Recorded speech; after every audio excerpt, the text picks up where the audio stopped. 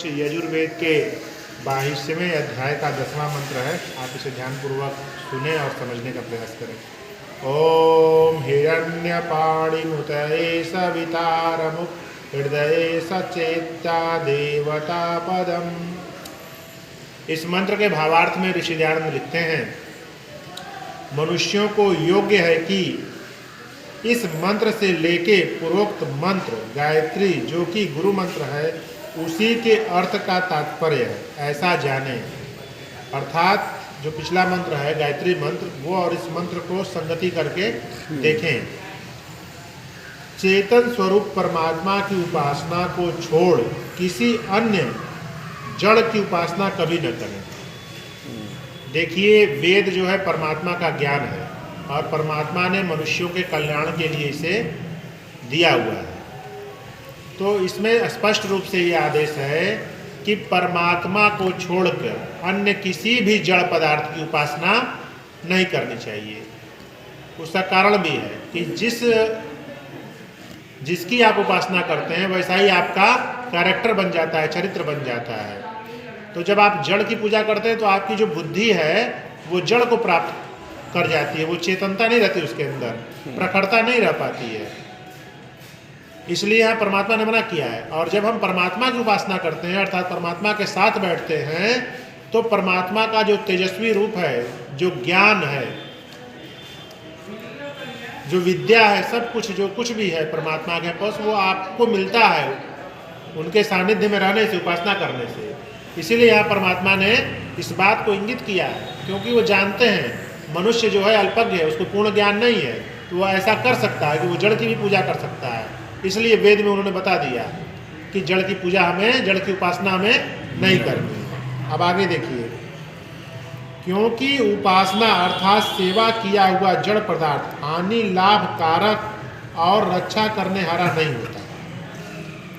अब इसमें आगे बता रहे हैं कि जो जड़ पदार्थ होता है वो किसी की न तो हानि कर सकता है न तो लाभ कर सकता है।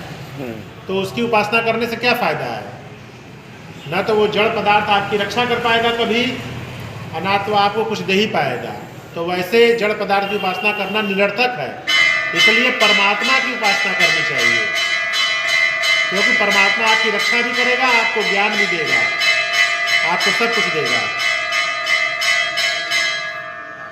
इससे चित्तवान समस्त जीवों को चेतन स्वरूप जगदीश्वर ही की उपासना करनी योग्य है। अन्य जड़ता आदि गुणयुक्त पदार्थ उपास्य नहीं है। इस वेद मंत्र में स्पष्ट रूप से मना कर दिया गया है कि किसी भी जड़ पदार्थ की उपासना हमें नहीं करनी है, क्योंकि जैसी हम उपासना मतलब जिसकी जैसी संगति हम करेंगे, अग्नि की संगति करेंगे तो हमको गर्मी प्राप्त होगा, जल की संगति करेंगे तो हमें शीतलता प्राप्त होगा, ठंड प्राप्त होगा, वायु की संगति करेंगे तब भी हमें ठंड प्राप्त होगा। तो जिस व्यक्ति का जैसा चरित्र है, जैसा गुण है, उसकी संगति में आप रहेंगे तो वैसा ही बनेंगे। इसीलिए इस संसार, इस सृष्टि के अंदर सबसे उत्तम अगर कोई है तो वो परमपिता परमात्मा है। इसलिए हम सभी को उन्हीं की संगति करना चाहिए, उन्हीं के साथ बैठना चाहिए ध्यान में।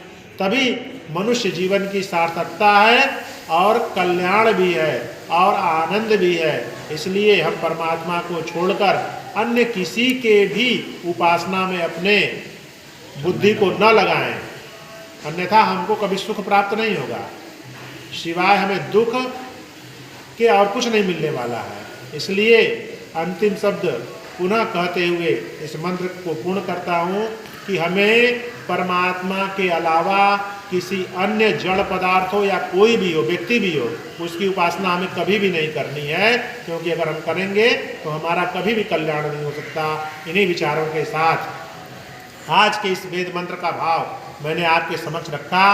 आप इसको ध्यान पूर्वक चिंतन करके अपने जीवन में उतारें। निश्चित रूप से आपका भी कल्याण होगा। जब आपका कल्याण होगा तो आप सबके कल्याण में स्वतः ही संलग्न हो जाएंगे। इन्हीं विचारों के साथ धन्यवाद, नमस्ते।